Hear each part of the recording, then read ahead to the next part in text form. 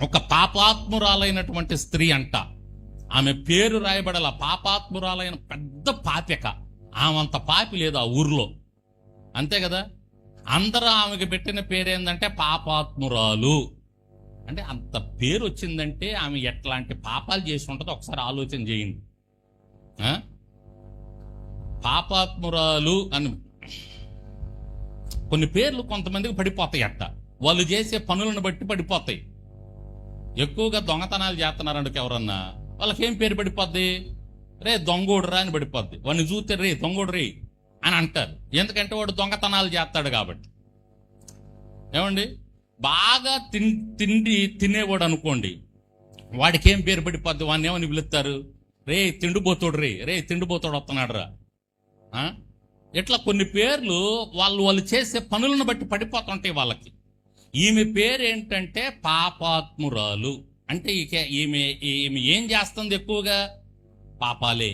ఈమె పొద్దున్న లెగిస్తే పాపాలు చేస్తా ఉంది కాబట్టి ఆమె పేరు మర్చిపోయారు. ఆ ఊర్లో జనం పాపాత్మురాలని పేరు పెట్టారు. అంత ఘోరమైనటువంటి మనిషి ఈమె. పరిసయ్యుని ఇంట్లోకి వచ్చి యేసయ్య ఉన్నాడని తెలుసుకుంది. మొత్తానికి గతంలో ఆయన చెప్పిన మాటలు విందేమో, ఆయన బోధ విందేమో, ఆయన గురించి తెలుసుకుంది. పాపాలు క్షమించటానికి యేసుక్రీస్తు వారు ఈ భూలోకము మీదకి వచ్చాడు, దైవ కుమారుడు అని తెలుసుకుంది. ఈయన ద్వారానే నా పాపాలు పోతాయి అని తెలుసుకుంది. నా పాపాలకి ప్రక్షాళన ఈయన ద్వారానే జరిగిద్దని తెలుసుకుంది. తెలుసుకోగానే ఏం చేసిందంటే, పరిసయ్యుని ఇంట్లో ఉన్నప్పుడు వచ్చిందంట. ఆమె చేసే పనులు చూడండి, అక్కడ 2-3 కనపడతాయండి, చాలా బాగుంటాయండి ఆమె చేసే పనులు. అత్తరు తీసుకొని వచ్చి 38వ వచనంలో, వెనక తట్టు ఆయన పాదముల యొద్ద నిలవబడి తల వెంట్రుకలతో నిలవబడి ఏడ్చుచు కన్నీళ్లతో ఆయన పాదములను తడిపి. నెంబర్ 1, పరిసయ్యుని ఇంట్లో ఆమె చేస్తున్న పని ఏంది? పాదాలు తడిపేసిందంట ఆమె కన్నీళ్లతో. అంటే ఎంతగా ఏడ్చిందో ఒక్కసారి ఆలోచన చేయండి. ఆమె ఎంతగా ఏడ్చుంటుందో. మన ఇళ్లలో కూడా మనం కన్నీరు కార్చాలండి. దేవుని ప్రార్థన చేసుకునే సమయంలో దేవునికి కన్నీరు గార్చి ప్రార్థన చేయాలి. కన్నీరు గార్చి ప్రార్థన చేయాలి. మన పాపాలు పోవాలి అంటే, మన పాపాల నుండి మనం పరిశుద్ధత పొందుకోవాలి అంటే, ఎన్నో ఆయనకి వ్యతిరేకమైన కార్యాలు మనం చేస్తూ ఉంటాం. మన పాపాలకు క్షమాపణ ఆయన దగ్గర దొరకాలి అంటే కన్నీరు కార్చి ప్రార్థన చేయాల్సిందే. మన ఇంట్లో తడిపి తన తల వెంట్రుకలతో తుడిచి ఆయన పాదాలను ముద్దు పెట్టుకొని ఆ అత్తరు వాటికి పోసును. తన తల వెంట్రుకలతో తుడిచినట్టంటే, స్త్రీకి తల వెంట్రుకలు అనేది చాలా అందమైనవి అన్నమాట. స్త్రీకి తల వెంట్రుకలు అందమైనవి. తల వెంట్రుకలతో పాదాలు తొడవటం అనేది అంటే ఆమెక, అయ్యా ఇప్పటి వరకు నా అందముతో నేను అనేక పాపాలు చేశాను, నా తల వెంట్రుకలను చూపించుకొని నేను అనేక పాపాలు చేశాను, ఈ తల వెంట్రుకలను సమర్పిస్తున్నానయ్యా. ఏమండి, నా సమస్తమును నీకు సమర్పిస్తున్నాను. ఇంకా నేను ఈ లోకంలో బ్రతకనయ్యా, నీవే నాకు శరణ్యం. ఈ పేరు పోవాలి అంటే, నా పాపాలు పోవాలంటే, నా పాపాలకు క్షమాపణ దొరకాలంటే ఇక నువ్వేనయ్యా అని తల వెంట్రుకలను తీసి ఆయన పాదాలు తుడిచింది. కన్నీళ్లతో ఆయన పాదాలు కడిగింది. ఆ తర్వాత ఆయన పాదాలను తుడిచింది, పాదాలను ముద్దు పెట్టుకుంది. దేని ముద్దు పెట్టుకుంది? యేసయ్య పాదాలను ముద్దు పెట్టుకుంది. అంటే ఎంత ప్రేమిస్తుందో చూడండి యేసయ్యనిక. అంత ప్రేమిస్తుంది. ప్రేమించి ఆయన పాదాలు ముద్దు పెట్టుకుంది.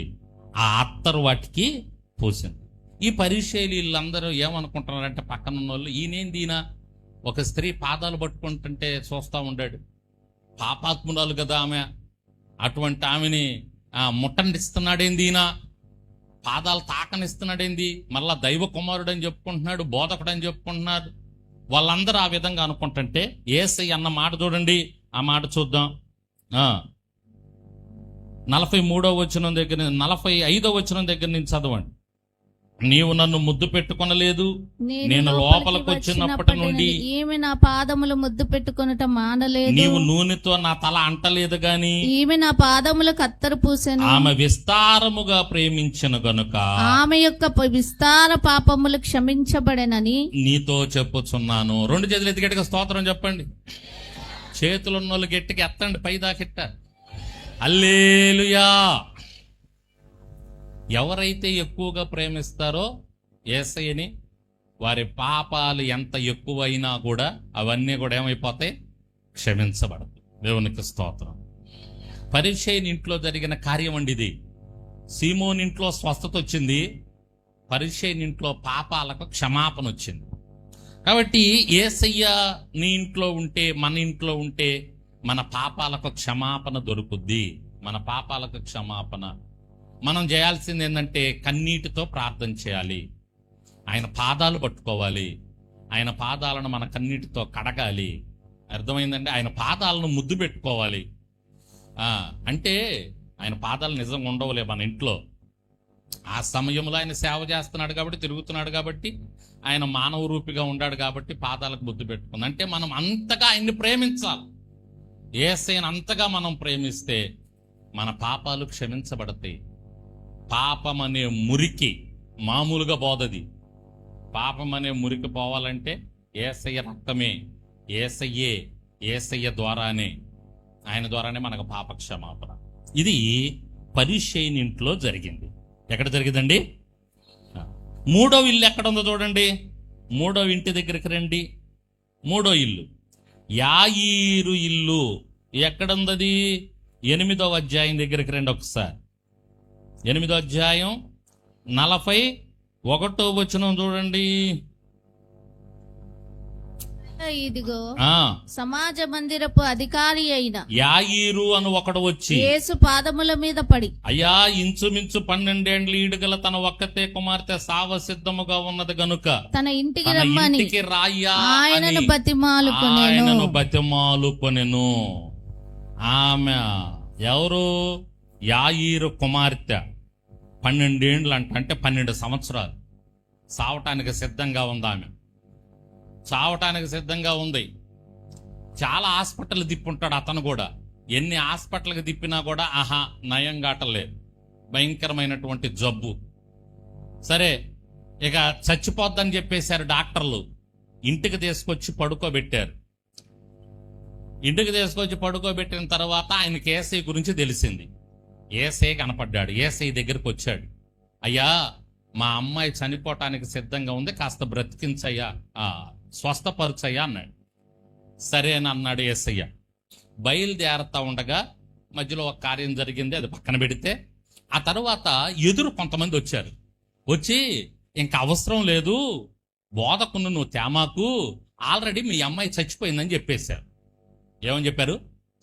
ఏనండి కొంచెం స్తోత్రం చెప్పండి గట్టిగా. ఏమని చెప్పారు? వచ్చి చచ్చిపోయిందని చెప్పారు. ఇప్పుడు ఈయన ఏం చేయాలి చెప్పండి? సరేలే యేసయ్య, మా అమ్మాయి చచ్చిపోయిందంట, వెళ్ళాక ఆ సమాధి కార్యక్రమం చూసుకుంటాను, వెళ్ళాలి, పూలు కొనుక్కోవాలి, మేళ తాళగాళ్ళని పిలవాలి, వాళ్ళకి డబ్బులు కట్టాలి, ఆ పెట్టి సంగతి ఏందో చూడాలి, అది కదా అనాల్సింది సహజంగా. నీ దారి నువ్వు చూసుకోయ్యా, నా దారి నేను చూసుకుంటాను అనాలి. కానీ అతను ఏమంటున్నాడు తెలుసా? యేసయ్య మీద విశ్వాసం ఉంచి, అయినా కూడా నువ్వు నా ఇంటికి వస్తే ఒక అద్భుతం జరిగిద్ది, నువ్వు నా ఇంటికి రాయ్యా అంటున్నాడు. దేవునికి స్తోత్రం చెప్పండి. అంటే ఎంత విశ్వసించాడంటే చనిపోయిన ఆమెను కూడా నా యేసయ్య బ్రతికిస్తాడు, నువ్వు నా ఇంటికి రాయ్యా అని పట్టుబట్టాడు. ఆ విశ్వాసం యేసయ్యకి నచ్చింది. ఆ ఇంటికి వెళ్ళాడు. చూడండి ఆ కింద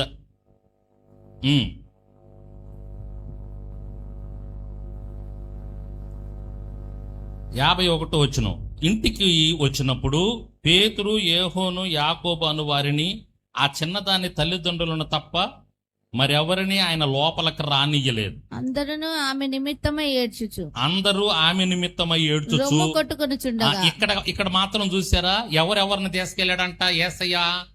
12 మంది శిష్యుల్లో యోహాను, పేతురు, యాకోబు, ఇక్కడ ముగ్గురినే తీసుకెళ్ళి, కొన్నిసార్లు ముగ్గురినే తీసుకెళ్ళాడు. ఎందుకయ్యా అంటే అది మనకు తెలియదు, మరి ఆయనకే తెలియాలి. ఒక్కోసారి ముగ్గురినే తీసుకెళ్ళాడు, ఒక్కోసారి 12 మందిని తీసుకెళ్ళాడు. ఇక్కడ ముగ్గురినే తీసుకెళ్ళాడు. మరి ఎవరిని ఆయన లోపలికి రానియలేదు. అందరూ ఆమె నిమిత్తమై ఏడ్చుచు రొమ్ము కొట్టుకొనుచుండగా ఆయన వారితో ఏడవవద్దు, ఆమె నిద్రించుచున్నదే గాని చనిపోలేదని చెప్పెను. ఆమె చనిపోయినని వారు ఎరిగి ఆయనను అపహసించిరి, అయితే చేశారంట. కొన్నిసార్లు మన ఇంట్లో వస్తున్నటువంటి కొన్ని ఇబ్బందులను బట్టి కొంతమంది మనల్ని అపహసిస్తుంటారు, కొంతమంది మనల్ని నవ్వుతుంటారు. రే వాడు చర్చికి వెళ్తాడంట, ఆమె చర్చికి వెళ్ళిద్దంట, వాళ్ళ ఇంట్లోనే చూసావా ఎటువంటి కార్యం జరిగిందో, వాళ్ళ ఇంట్లోనే చూసావా అనారోగ్యం వచ్చింది, వాళ్ళ ఇంట్లోనే కష్టం వచ్చింది, వాళ్ళ ఇంట్లోనే ఇబ్బంది వచ్చింది అని అపహసించే వాళ్ళు ఉంటారు. మన ఇంటిని బట్టి, మన ఇంట్లో వచ్చినటువంటి కష్టాన్ని బట్టో, బాధను బట్టో, ఇబ్బందిని బట్టో నవ్వే వాళ్ళు ఉంటారు, అపహసించే వాళ్ళు ఉంటారు. యేసయ్య ఉన్నాడు, యేసయ్య ఉన్న ఇంట్లో అపహాస్యం కూడా జరుగుతుంది. అర్థమవుతుందా? యేసయ్య ఉన్న ఇంట్లో ఏం జరుగుతుంది? అపహాస్యం కూడా జరుగుతుంది. అంటే నవ్వుకుంటున్నారు, ఎగతాళి చేస్తున్నారు, హేళన చేస్తున్నారు. యాయీరును చూసి, ఏంది మీ అమ్మాయి చచ్చిపోతే ఇంకా పెట్టికి ఆర్డర్ ఇవ్వకుండా ఆయన తీసుకొచ్చావు ఇంట్లోకి, అయిపోయింది కదా, ఇక ఆమె చచ్చిపోయింది, ఇక ఇంకో కార్యం జరగటం అనేది అసాధ్యం, ఇక ఆమె బ్రతకటం అనేది అసాధ్యం, అది జరగని పని, అది జరగదు. మన జీవితాల్లో కూడా ఇటువంటి సందర్భాలు వస్తాయండి. ఎవరైతే వాక్యాన్ని జాగ్రత్తగా తీసుకుంటారో వారికి అర్థమయ్యిద్ది. భవిష్యత్తులో ఒకవేళ ఎదురైనా ఇక జరగదు, కార్యం జరగదు, ఇక అద్భుతం జరగదు, ఇక అయిపోయింది అనుకున్నప్పుడు యేసయ్య ఉన్నాడు అంటే అయిపోయింది అనుకున్నది ఆయన గొప్ప కార్యం జరిగిస్తాడు. దేవునికి స్తోత్రం చెప్పండి. చూడండి, ఆమె చనిపోయినని వారు ఎరిగి ఆయనను అపహసించిరి ఆయన చెప్తున్న మాటలకి. అయితే ఆయన ఆమె చెయ్యి పట్టుకొని, చిన్నదానా లెమ్మని చెప్పగా ఆమె ప్రాణము తిరిగి వచ్చను గనుక వెంటనే ఆమె లేచెను. అప్పుడు ఆయన ఆమెకు భోజనం పెట్టుడని ఆజ్ఞాపించను. దేవునికి స్తోత్రం చెప్పండి. చెయ్యి పట్టుకొని లేమ్మా అనగానే ఆమె ఏమైందంట, ఆమె ఇది జరగదు అనుకున్నారు వాళ్ళందరూ కూడా. ఇంకొక అద్భుతం జరగదు అనుకున్నారు, కార్యం జరగదు అనుకున్నారు, అయిపోయింది అనుకున్నారు. కానీ యేసయ్య తిరిగి లే అనగానే తిరిగి మరలా అద్భుతం అక్కడ జరిగింది. చూసారండి, ఇది ఎవరింట్లో జరిగింది? యాయీరు అనేటటువంటి ఆయన ఇంట్లో ఇది జరిగింది. ఇదేంటి అంటే అద్భుతం చేసే దేవుడు ఆయన, అద్భుతం జరిగించేది. సీమోన్ ఇంట్లో ఏం జరిగింది చెప్పండి? నెంబర్ 1 స్వస్థత కార్యం జరిగింది. రెండోది పరిసయ్యుని ఇంట్లో ఏం జరిగింది? పాపాలకు క్షమాపణ కార్యక్రమం జరిగింది. అక్కడ మన పాపాలకు క్షమాపణ కార్యక్రమం. మూడవదిగా యాయీరు ఇంట్లో ఏం జరిగింది? అద్భుతం జరిగింది. చచ్చిపోయిన అమ్మాయి తిరిగి లేచింది. ఆయన స్వస్థత మాత్రమే కాదు, అద్భుతం కూడా చేయగలడు. అయిపోయింది డాక్టర్లు అని చెప్పేస్తారు, ఇక డాక్టర్లు బ్రతకదని చెప్తారు, డాక్టర్లు కేసు కొట్టేయమని చెబుతారు. ఇది డాక్టర్లు చెప్పే పని. కానీ మన యేసయ్య చేసే అద్భుతం ఏంటి అంటే ఆయన పరమ వైద్యుడు. అయిపోయింది అనుకున్నది మరలా తిరిగి ఆయన ఆ దైవజనుడు చెప్పేశారు. డాక్టర్లు లాస్ట్ ఇక ఐసీయూలో పెట్టేశారు, చనిపోతారని చెప్పేశారు. ఆ దైవజనురాలు కన్నీటితో ప్రార్థన చేసింది, అయ్యా మరొక అవకాశం నా భర్తకు దయచేయి, దైవజనుడికి దయచేయి, మరికొన్ని సంవత్సరాలు సేవ చేయాలి. ఈ కోమాలోకి వెళ్ళిపోయాడు, ఆల్మోస్ట్ చనిపోయినట్టే కోమాలో ఉన్నాడు. దేవుడు ఆమె కన్నీటి ప్రార్థన విన్నాడు, ఆమె విశ్వాసాన్ని చూశాడు. మా జీవితాల్లో ఎన్నో కార్యాలు జరిగించావు కదా ప్రభువా, ఇది కూడా జరిగిస్తావు, నేను నమ్ముతున్నానయ్యా. ఆమె నమ్మికను చూశాడు, ఆమె కన్నీటిని చూశాడు దేవుడు. ఇప్పటికీ స్టిల్ బ్రతికే ఉన్నాడు. 15 సంవత్సరాల నుంచి ఆయన ఇంకా అద్భుతమైన సేవ జరిగిస్తూ ప్రస్తుతం దేవుని సేవలో ముందుకెళ్తున్నాడు. గట్టిగా చప్పట్లు కొట్టి దేవుని నామమున మహిమపరుద్దాం. హల్లెలూయా. చూశారండి, అద్భుతం చేస్తాడు ఆయన. కోమాలోకి వెళ్ళిన వాళ్ళు కూడా వచ్చేస్తారు బయటికి. దేవుడు ముడితే, దేవుడు కార్యం చేస్తే నువ్వేం చేయాలంటే విశ్వాసం ఉంచాలి. యాయీరుకి నిజంగా ఎంత విశ్వాసం అండి. చచ్చిపోయిన కుమార్తె, అయ్యా ఇక నీ దారి నువ్వు చూసుకోయ్యా, నా దారి నేను చూసుకుంటాను, నేను వెళ్ళి పెట్టికి ఆర్డర్ ఇస్తానని అనకుండా నువ్వు రాయ్యా, నువ్వు నా ఇంటికి వస్తే కార్యం జరిగింది. ఇంట్లో అందరు ఉంటారు, స్థలం ఇవ్వండి నా ఏసైకి, కొంచెం స్థలం ఇవ్వండి నా ఏసై లోపలికి రావాలి, నా ఏసై వస్తే కార్యం జరిగిద్ది. ఏమండి, వాళ్ళేమో అందరు ఎగతాళి చేస్తున్నారంట, హేళన చేస్తున్నారంట. నిన్ను కూడా ఎంతోమంది హేళన చేస్తున్నారు కదా, ఎగతాళి చేస్తున్నారు కదా, నవ్వుతున్నారు కదా నీ పరిస్థితిని బట్టి. ఏముంది సామెత, నవ్విన నాపసేను పండిద్దంట. దేవునికి స్తోత్రం. ఇప్పుడు ఎవరైతే నిన్ను అపహసిస్తున్నారో, ఎవరు నవ్వుతున్నారో వాళ్ళ నోటి మీద ఒకానొక రోజున చెయ్యేసుకునే దినం దేవుడు. నువ్వు నమ్ము, అయితే నువ్వు గుడ్డిగా నమ్ము యేసేని. స్థలమి నీ ఇంట్లో యేసే యాయిరిచ్చినట్లుగా స్థలమి. అద్భుతం జరగకపోతే అప్పుడు అడుగు, దేవునికి స్తోత్రం చెప్పు గట్టిగా. తప్పకుండా అద్భుతం చేస్తాడు ఆయన, తప్పకుండా గొప్ప కార్యం చేస్తాడు. నవ్విన వాళ్ళు నీ ముందు తలదించుకొని వెళ్ళాలి నీకు ఎదురు పడితే. అర్థమవుతుందా? ఎవరైతే నీ ఎదురు వచ్చినటువంటి వాళ్ళు నవ్వారో, నీ పరిస్థితిని చూసి, నీ కష్టాన్ని చూసి, నీ ఇబ్బందిని చూసి, వాళ్ళే నిన్ను చూసి నవ్వినటువంటి వాళ్ళే ఈసారి నీ ఎదురు వచ్చినప్పుడు తల దించుకొని వెళ్తారు. ఎందుకంటే నీ జీవితంలో దేవుడు చేసినటువంటి అద్భుతాన్ని బట్టి. దేవునికి స్తోత్రం. అదనమాట విషయం. కాబట్టి యాయీరు జీవితంలో, యాయీరు ఇంట్లో దేవుడు ఆ కార్యం జరిగించాడు. నెంబర్ 1, సీమోన్ ఇంట్లో స్వస్థత వచ్చింది. నెంబర్ 2, పరిషేన్ ఇంట్లో పాపాలకు క్షమాపణ మనం అక్కడ చూస్తున్నాం, ఆ కార్యం జరిగించాడు. ఆ పాపాత్మురాలైనటువంటి ఆ స్త్రీ యొక్క పాపాలు పోయినాయి, పాపాలు క్షమించబడ్డాయి. ఇదిగో ఇక్కడ యాయీరు ఇంట్లో ఏం జరిగిందంటే అద్భుతం జరిగింది. ఆ చచ్చిపోయినటువంటి 12 సంవత్సరాల కుమార్తె తిరిగి లేచింది. ఇది ఏ ఇల్లు? యాయీరు ఇల్లు. 4వ ఇంటి దగ్గరికి వద్దాం. 4వ ఇల్లు ఎక్కడ చూసాం మనం? చూడండి, లూకా సువార్త 10వ అధ్యాయం 38.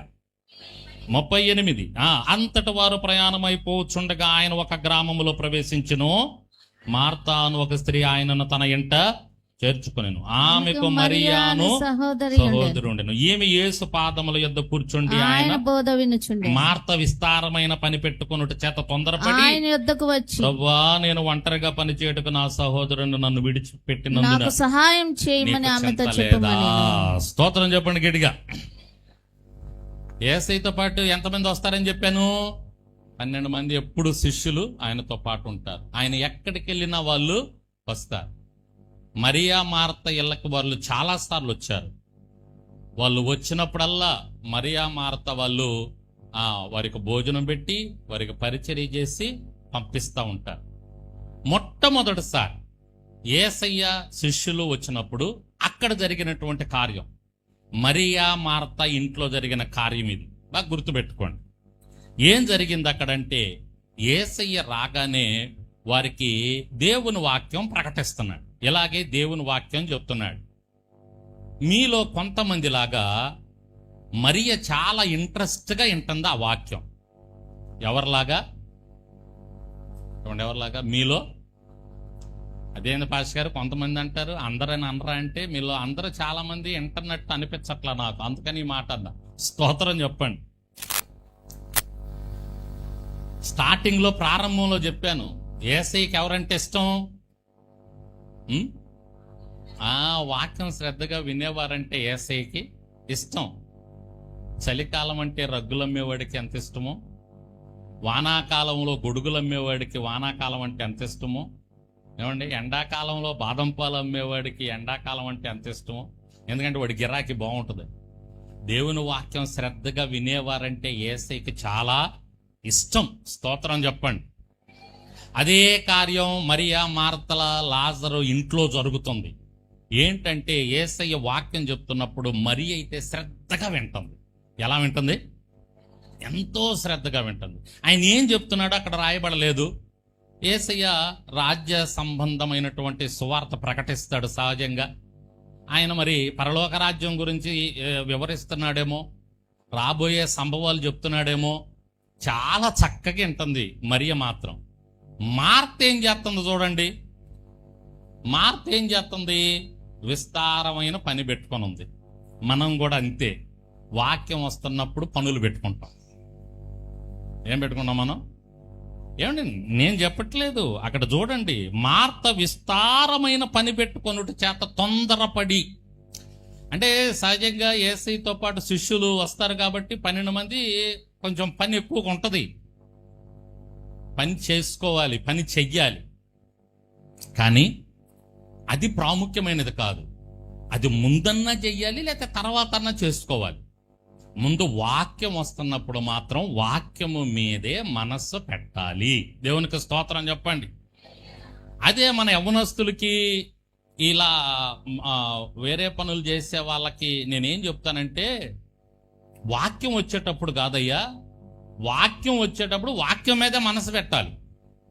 వేరే పనులు ఉన్నాయి అనుకో, అది తర్వాత అన్నా చేసుకోవాలి, దానికి ముందన్నా చేసుకోవాలి. కాదు పాస్టర్ గారు, వాక్యం చెప్పేటప్పుడే నాకు పని పడిందంటే అది అది యేసయ్యకి ఇష్టమైనది కాదు. అది వాక్యం వచ్చేటప్పుడు వాక్యం మీద మనసు పెట్టడమే మన పని. అది దేవునికి ఇష్టం. శ్రద్ధగా వాక్యం వెళ్ళేవాళ్ళంటే దేవునికి ఇష్టం. కొంతమంది అంటే సరే, కొన్ని సందర్భాల్లో, కొన్ని పరిస్థితుల్లో కొన్ని పనులు మనకు ఎదురవుతుంటే తప్పదనుకో, కొంతమంది కావాలని ఆ టైంలోనే పని పెట్టుకుంటారు. ఏ టైంలో? వాక్యం వచ్చే టైంలో. ఆరాధన టైంలో పెట్టుకోరు పని. ఏమండి, ప్రార్థన టైంలో పెట్టుకోరు పని, వాక్యం వచ్చే టైంలోనే పని పెట్టుకుంటారు. ఏదన్నా పని చెప్పామనుకో, పాస్టర్ గారు మీరు వాక్యం చెప్పేటప్పుడు వెళ్ళొస్తామంటారు. ఎప్పుడు వెళ్ళొస్తారు? ప్రార్థనలో వెళ్ళొస్తామన్నారు, ఆరాధనలో వెళ్ళొస్తామన్నారు, మీరు వాక్యం చెప్పేటప్పుడు వెళ్ళొస్తామండి. నేను వాక్యం చెప్పేటప్పుడు మీరు పనికి వెళ్ళారనుకో, ఆ సమయంలోనే పరిశుద్ధాత్మ దేవుడు నీకు అవసరమైన మాట మాట్లాడుతున్నాడు అనుకో, దాన్ని నువ్వు పోగొట్టుకున్నావు అనుకో, ఇంకేం లాభం చెప్పండి? ఆ అమూల్యమైనటువంటి పలుకులు మరలా దొరుకుతాయా? పరిశుద్ధాత్మ దేవుడు వాక్యం ద్వారా ప్రాముఖ్యంగా మనతో మాట్లాడాలని, మనల్ని బలపరచాలని చూస్తుంటాడు. ఆ వాక్కులు ఆ సమయంలో, ఆయన మాట్లాడుతున్న సమయంలో మనం పోగొట్టుకున్నాం అనుకో, మరలా మనకు అవి దొరకవు కదా. విశ్వాసంలో మనం బలపరచబడలేం కదా, వాక్యం ద్వారానే బలపరచబడేది. కాబట్టి సంగమా, వాక్యం వచ్చేటప్పుడు వేరే పనులు పెట్టుకోబాకండి, వాక్యం మీద మనస్సు పెట్టండి. మనకు వాక్యం కంటే వేరే పనులే ఎక్కువ, వాటి మీదే ఎక్కువ మనసు పెడతాం, ఎక్కువ ఫోకస్ చేస్తాం, ఆ పనులు చేయడానికి ప్రయత్నం చేస్తాం. ఏమండి, అలా చేయకూడదు. ఒక దైవజనుడి దగ్గర ఒక విశ్వాసి ఉన్నాడు. ఆ విశ్వాసి కారు నడిపిస్తూ ఉంటాడు ఆ దైవజనుడి దగ్గర. ఈ దైవజనుడు ఏ ప్రాంతానికి వెళ్తే ఆ ప్రాంతానికి వెళ్తా ఉంటాడు.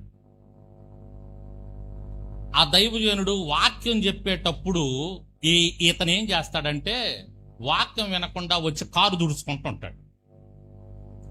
కారు ఎక్కడో బయట పెడతాడు కదా, ఈ బయట పెట్టినప్పుడు వాక్యమే కదా, మా అయ్యగారే కదా చెప్పేదని చెప్పేసి వెళ్ళి బయట ఏం చేస్తుంటాడు? కారు దుడుచుకుంటుంటాడు. వాక్యం వినడం. ఈ సహజంగా ఇది ఎప్పుడు జరుగుతూ ఉంది.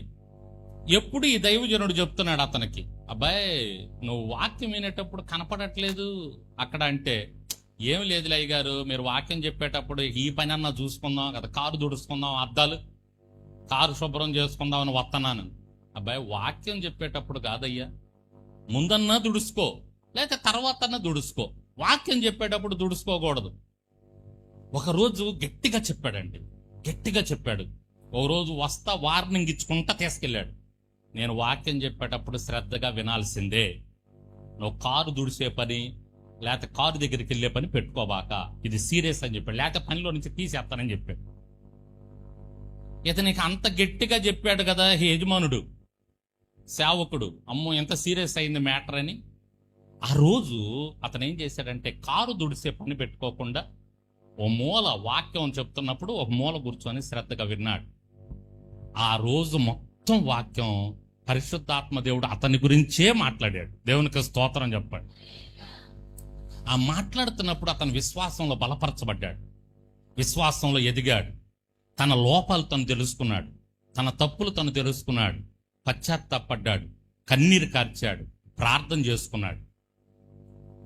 అయ్యా నా పాపాలను క్షమించయ్యా, అని కన్నీరు గార్చే ఆ పాపాత్మురాలనే స్త్రీ ఒప్పుకున్నాడు. మీకు ఒక విషయం చెప్పమంటారా?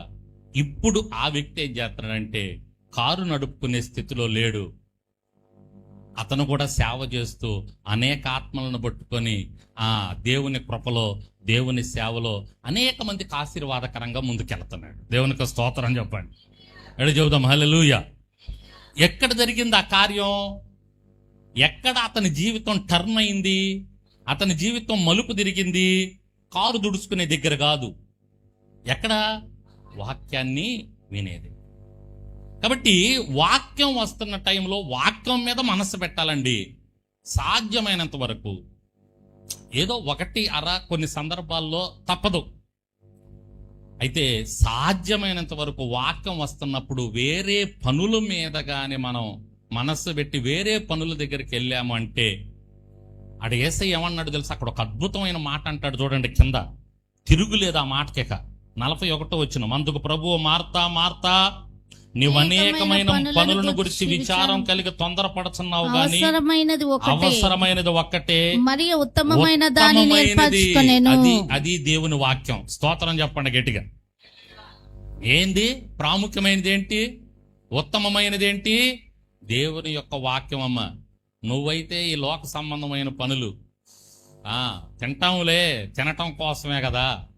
వంట వండుతుందేమో, అయ్యా మీకు 12 మందిని తీసుకొస్తావు వచ్చేటప్పుడల్లా, మరి వంట వండొద్దు, నీకు శుభ్రం చేయదు. తర్వాతన్నా చేసుకోవాలి, అది ముందన్నా చెయ్యాలి. అంతేగాని వాక్యం వస్తున్న సమయంలో కాదు. మీరు కూడా చాలా మార్లు మీ గృహాల్లో కూడికలు పెట్టుకుంటున్నప్పుడు మీలో కొంతమంది కూడా ఒకవేళ ఈ పొరపాటు చేస్తున్నారేమో, చేయకుండా ఉండటానికి ప్రయత్నం చేయండి. వాక్యం వచ్చే టైంలో యవనస్తులు పరిగెత్తుకుంటూ అన్నాలు తేయటానికో ఎక్కడికో అక్కడికి వెళ్ళిపోతారు. లేకపోతే ఇంట్లో పనులు చేసుకోవడానికి దేవుని పిల్లలు వస్తారేమో, ఇంట్లోకి వస్తారేమో, ఇల్లు అప్పుడు శుభ్రం చేసుకుంటుంటారు కొంతమంది. అంటే మీరు చేస్తున్నారని కాదు, ఒకవేళ అటువంటి జరుగుతాయేమో, మీరు జరిగిస్తారేమోనని చెప్తున్నా. ఏదైనా ముందు చేసుకోండి, లేకపోతే అయ్యాక చేసుకోండి. ఆ కూడిక జరుగుతున్నప్పుడు మాత్రం ఒళ్ళు దగ్గర పెట్టుకొని మర్యాదగా ఆ కూడికలో ఉండి ఏకీభవించడానికి ప్రయత్నం చేయండి. దేవుడు మిమ్మల్ని దీవించునుగాక. హల్లెలూయా. తప్పకుండా దేవునికి ఇష్టం అది. అలా ఏకీభవించడం దేవునికి ఇష్టం. అక్కడ దేవుని కార్యం జరుగుతున్నప్పుడు ఇక్కడ నువ్వు పని చేసుకోవటం దేవునికి ఇష్టం కాదు. దేవునికి అది ఇష్టంగా. అర్థమవుతుందా? కాబట్టి మరియా మార్తల ఇంట్లో ఏం జరిగింది అంటే, ఏం జరిగింది? వాక్యము బోధించబడింది. వాక్యము మీద మనస్సు పెట్టడం అనేది చాలా మంచి కార్యమని యేసయ్య చెప్పటం జరిగింది. అర్థమవుతుందండి? ఎన్నిళ్ళు చూసాము ఇప్పుడు మనం యేసయ్య ఉన్న ఇళ్లల్లో జరిగిన కార్యాలు ఎన్ని చూసాం?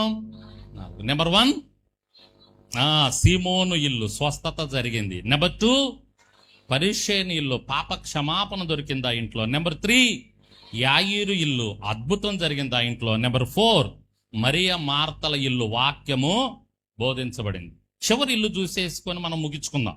చివరి ఇల్లు ఎక్కడ చూసాం మనం? లోకాసువార్త 19వ అధ్యాయం 5వ వచనం. యేసు ఆ చోటుకు వచ్చినప్పుడు కన్నులెత్తి చూసి, జక్కయ్య త్వరగా దిగు, నేడు నేను నీ ఇంట ఉండాలి. అతను త్వరగా దిగి యేసయ్యను ఇంటిలోకి చేర్చుకున్నాడు. ఇది ఏ ఇల్లు? ఎవరిల్లు? జక్కయ్య ఇల్లు. దీనికి ఏం పేరు పెడదాం మనం? ఏం పేరు పెడదాం? చూడండి 9వ వచనం. అందుకు యేసు, ఇతడును అబ్రహాము కుమారుడు, ఎందుకనగా నేడు ఈ ఇంటికి రక్షణ వచ్చినది. ఏం పేరు పెడదాం దీనికి?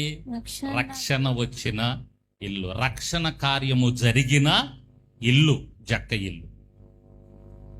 జక్కయ్య భయంకరమైనటువంటి పాపండి.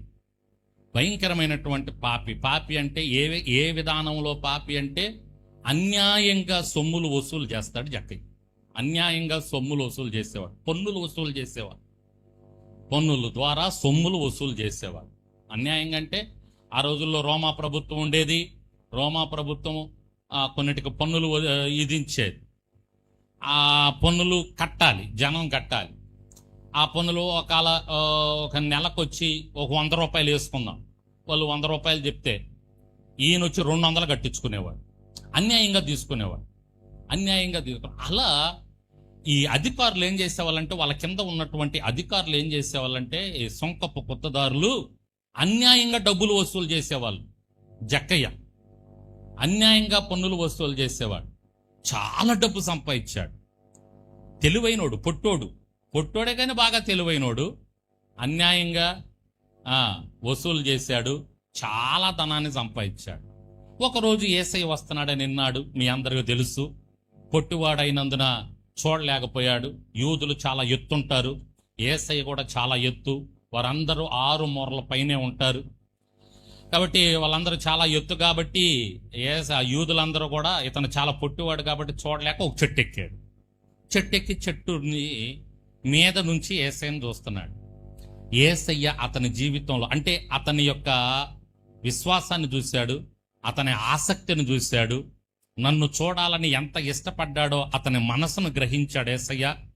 అబ్బాయి, నీ ఇంటికి రావాలి నేను అన్నాడు. దేవునికి స్తోత్రం చెప్పండి. ఇంటికి ఎందుకయ్యా, ఇక్కడే అదేదో చేసేస్తే సరిపోద్ది కదా, కార్యం ఏదో రక్షణ కార్యం అంటే. కాదయ్యా, నేను నీ ఇంటికి వస్తేనే, నీ ఇంటిలో నేను అడుగు పెట్టాలి. నీ ఇంట్లో అడుగు పెడితేనే రక్షణ కార్యం జరుగుద్ది. దేవునికి స్తోత్రం చెప్పండి. నీ ఇంట్లో కూడా వేసి అడుగు పెట్టాలి. అడుగు పెడితేనే నీ ఇంట్లో రక్షణ కార్యం జరుగుద్ది. అడుగు పెట్టాడు. ఈ అడుగు పెడుతూ ఉండగానే జక్కయ్యకి విషయం అర్థమైంది. అతని తప్పు అతనికి అర్థమైంది. అతని మనస్సాక్షి అతన్ని గద్దించింది. నువ్వు అన్యాయంగా ఇప్పటి వరకు ఎంత లాగేసుకున్నావో అది అన్యాయం. అన్యాయపు సొమ్ము నీ ఇంట్లో ఉంటే, పాపపు సొమ్ము నీ ఇంట్లో ఉంటే, పాపం నీ ఇంట్లో ఉంటే రక్షణ నీకు రక్షణ నీకు కలగదు. రక్షణ కార్యం నీ జీవితంలో జరగదు. రక్షణ భాగ్యం దొరకదు. అర్థం చేసుకున్నాడు జక్కయ్య. వెంటనే అక్కడ ఒక మాట అన్నాడు, అయ్యా ఒక పని చేయను, అన్యాయముగా దేనినైనా తీసుకొని నీడల అతనికి 4 అంతలు మరలా చెల్లిస్తున్నానని ప్రభువుతో చెప్పాను. దేవునికి స్తోత్రం చెప్పండి. అతను చేసిన తప్పుని అతను సరి చేసుకుంటున్నాడు. ఎవరైతే చేసిన తప్పును సరి చేసుకుంటారో, తప్పులు జరుగుతాయి, పొరపాట్లు జరుగుతాయి, సరి చేసుకునేవాడు ధన్యుడు. సరి చేసుకోకుండా కొంతమంది అట్టానే పెట్టుకొని ఉంటారు. ఏమండి, మనం సరి చేసుకోకుండా ఎంత ప్రార్థన చేసినా రక్షణ పొందుకోలేమా, రక్షణ కార్యాన్ని చూడలేమని. అర్థమవుతుందా? మనం సరి చేసుకోవాలి. మనం చేసిన పొరపాట్లు, మనం చేసిన పాప. నోటి ద్వారా నువ్వు ఒకవేళ పొరపాటు చేసే ఆ పాపం నీ దగ్గర ఉంటే నీ నోటిని నువ్వు అదుపులో పెట్టుకోవాలి, సరి చేసుకోవాలి. నువ్వు కళ్ళతో చూసే దాని ద్వారా నువ్వు ఏదన్నా పాపం జరిగిస్తా ఉంటే నువ్వు కళ్ళని సరి చేసుకోవాలి. ఆ చూసే పాపాన్ని సరి చేసుకోవాలి, నువ్వు సరి చేసుకోవాలి. అర్థమవుతుంది? నువ్వు చేతుల ద్వారా, నీ కాళ్ళ ద్వారా, నీ క్రియల ద్వారా, నీ ఆలోచనల ద్వారా నువ్వేదైనా దేవునికి వ్యతిరేకమైన పాపాలు జరిగిస్తూ ఉంటే సరి చేసుకోవటానికి ప్రయత్నం చేయాలి. జక్కయ్యలో మనం అది చూస్తున్నామండి. జక్కయ్య పొట్టివాడే, మొదట పాపే, కానీ ఎంత పెద్ద మనసు అంటే జక్కయ్య వెంటనే సరి చేసుకున్నాడండి. అది గొప్ప సంగతి. దేవునికి స్తోత్రం చెప్పండి. డబ్బు మీద మోజున్నోడు, డబ్బు మీద ప్రేమ ఉన్నోడు రూపాయి కూడా వదులుకోలేడు కదండి, అవునా కాదు? రూపాయి కూడా అంత తేలిగ్గా ఇవ్వటం జరగదు. మనస్సులో ఎంత మరి కదలిక వచ్చిందో జక్కయ్య మనస్సులో, ఎంత అన్వేషణ జరిగిందో జక్కయ్య మనస్సులో. ఏమండి, పాపాన్ని మనం వదులుకోవటం చాలా కష్టం, చాలా కష్టమైన పని. అది సరి చేసుకున్నోడు గడుస్తున్నోడు. దేవునికి స్తోత్రం చెప్పండి. ఏమన్నాడు? అలవాటైనటువంటి పాపాన్ని వదులుకోవటం మామూలు విషయం కాదు. అతనికి డబ్బు దోసుకోవటం అలవాటైపోయింది. అతను సరి చేసుకున్నాడు. తాగుబోతూ ఒక్కరోజు తాగుడు మానేయగలడా? ఒక్క రోజులోనే మానేయగలడా? దానికి ఎంత గడుసు ఉండాలా? ఏమండి, అంత తేలికైన విషయం కాదు. కానీ అలా తీసేసుకున్నవాడు, సరి చేసుకున్నవాడు ధన్యుడండి. అది చరిత్రలో నిలబడతాడు. జక్కయ్య నిలబడ్డాడు. ఇప్పుడు కూడా జక్కయ్య గురించి చెప్పుకుంటున్నాం. కొన్ని వేల సంవత్సరాల క్రితం జరిగింది ఈ జక్కయ్య కార్యం, జక్కయ్య చేసిన పని. ఎప్పటికీ మెస్సియా మందిరంలో మనం చెప్పుకుంటున్నామంటే చరిత్రలో నిలబడ్డాడంటే వెంటనే అది తప్పు అని తెలియగానే, అది చేయటం పాపం అని తెలియగానే వెంటనే సరి చేసుకున్నాడు జక్కయ్య. వద్దయ్యా, నా ఇంట్లో ఇది ఉండటానికి వీల్లేదయ్యా, దీన్ని నేను తీసేస్తానయ్యా. అదండి, అది పెద్ద మనస్సు, గొప్ప మనస్సు, జక్కయ్య కలిగి ఉన్న మనస్సు. వెంటనే యేసయ్య ఏమన్నాడు తెలుసా? ఇతను అబ్రహాము కుమారుడే. ఇతనికేమొచ్చింది? అబ్బా, అబ్రహాము కుమారుడైపోయాడంట. దేవునికి స్తోత్రం చెప్పండి. ఒక్కొక్క మాట బైబిల్లో బంగారపు మూట లాంటిదండి. అందుకే దావీదు కొరువ్విన మెదడు దొరికినాడు. అబ్రహాము కుమారుడు ఎలా అవుతాడండి జక్కయ్య? సొంకపు గుత్తదారుడు అబ్రహాం కుమారుడు. అబ్రహాం ఎవరండి? అబ్రహాం ఎంత గొప్పోడండి, ఎంత విశ్వాసండి, విశ్వాసులకు తండ్రి అండి. బైబిల్లో కొంతమందిని మనం చూస్తాం, అసలు వాళ్ళకు వాళ్ళే సాటి, ఇక ఎవరు వాళ్ళకు రారు పోటీ. సొలొమోను అంత జ్ఞానం ఎవరికి లేదు. మెతుషెల 969 సంవత్సరాలు బ్రతికాడు, ఇంకెవరో బ్రతకల్లా అంతకాలం బైబిల్లో లేరు, ఇక ముందు కూడా ఉండరు, అయిపోయింది. అర్థమవుతుందండి? ఇలా మనం తీసుకుంటే సంసోను బలమైనటువంటి వాడు, అంత బలం ఇంకెవరికి ఉండదు. గాడి దవడ పట్టుకొని కొన్ని వందల మందిని చంపేశాడు. 300 నక్కల తోహల కట్టేశాడంటే మామూలు విషయం చెప్పండి. ఒక్క నక్కను పట్టుకోండి మీరు, ఈడ్చి కొట్టిద్ది. 2 నక్కలు, 3 నక్కలు, 4 నక్కలు, దగ్గరగా 300 నక్కల తోకలు కట్టేశాడు ఒకేసారి. ఎంత బలవంతుడో చూడండి సంసోను. ఇలా వాళ్ళకు వాళ్ళే పోటీ, ఎవరు వాళ్ళకు రారు సాటి అన్నట్టు.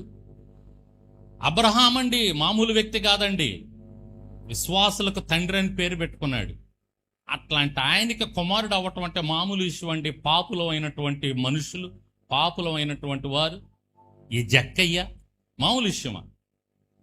జక్కయ్యకి యేసు వెంటనే ఇచ్చినటువంటి ఆ గొప్ప సదవకాశం ఏంటంటే, ఇతడును అబ్రహాము కుమారుడే. ఆలోచిస్తారా? ఆ మాటలు మీరు కొంచెం, మనం ఏ పాటి వారమండి, మనం ఎక్కడ వారము, ఎటువంటి వారము, అల్పులము, అయోగ్యులము, కానీ నిన్ను నన్ను అబ్రహాము సంతతిలోకి చేరుస్తున్నాడు ఆయన. ఎంత గొప్ప సంగతి అండి. అందుకనే యెహోవా దేవుడిగా గల జనులు ధన్యులు అని చెప్తుంది బైబిల్. ఎంత ధన్యుడివో తెలుసా? నువ్వెవరి బిడ్డవు అయిపోతున్నావో తెలుసా? అబ్రహాము బిడ్డవు, అబ్రహాము కుమారుడువు, కుమార్తెవు. దేవునికి స్తోత్రం చెప్పు. ఏమి చేస్తే వస్తుందండి ఆ గొప్ప ధన్యత? రాదండి. కోట్లున్న ఈ భూమి మీద, ఇందాక చెప్పాను కదా, ముఖేష్ అంబానీ లాంటి వాళ్ళు 17,000 కోట్ల రూపాయలు పెట్టి ఇల్లు కట్టించుకున్నా ఏసై లేకపోతే ఆ ధన్యత రాదు. ఆ ధన్యత రాదు. కోట్లు పెట్టి ఇల్లు కట్టించుకున్నా రాదు. నీ ఇల్లు చిన్నదైనా కొద్దిదైనా నీ ఇంట్లో ఏసై ఉంటే ఈ ధన్యత వస్తుంది. కొట్టు గట్టిగా చప్పట్లో ముగిచ్చేసుకుందాం. ఇక దేవునికి స్తోత్రం చెప్పు. ఇంజక్షన్ లేకుండా, బిల్ల లేకుండా స్వస్థత వస్తుంది నీ ఇంట్లో ఏసై ఉంటే. స్తోత్రం చెప్పు గట్టిగా. ఎన్ని సబ్బులు పెట్టి రుద్దినా నీ పాపం పోదు, ఎన్ని క్షారాలు పెట్టి రుద్దినా నీ పాపం పోదు. యేసయ్య రక్తంలోని నీ పాపాలు కడగబడతాయి. యేసయ్య ద్వారానే నీ పాపాలకు క్షమాపణ. పరిశేని ఇంటిలో దొరికింది ఆ గొప్ప ధన్యత పాపాత్మురాలైన స్త్రీకి. స్తోత్రం చెప్పు గట్టిగా. అద్భుతం జరిగింది. చచ్చిపోయిన అమ్మాయి లేచింది. ఏ ఇంట్లో జరిగింది చెప్పండి అద్భుతం? నీ ఇంట్లో జరిగిద్ది. యాయీరింట్లో జరిగింది అద్భుతం. దేవునికి స్తోత్రం చెప్పు. నువ్వు వాక్యం మీద మనస్సు పెట్టు. నీ ఇంట్లో యేసయ్య ఉంటే వాక్యం ప్రకటించబడుద్ది. ఆ వాక్యం మీద మనస్సు పెట్టు. నీ జీవితంలో దేవుడు కార్యాలు జరిగిస్తాడు. మరియా మార్తల ఇంట్లో జరిగింది ఆ కార్యం. చిట్ట చివరగా జక్క ఇంట్లో రక్షణ వచ్చింది. ఇవన్నీ కూడా మీకు గుర్తుండాలని లోకాసు వార్తలోనే చూపించాను. లోకాసు వార్త 4:38 సీమోను ఇల్లు, లోకాసు వార్త 7:36 పరిశేనిల్లు, లోకాసు వార్త 8:41 యాయీరిల్లు, లోకాసు వార్త 10:38 మరియా మార్తల ఇల్లు, లోకాసు వార్త 19:5-9 జక్క ఇల్లు.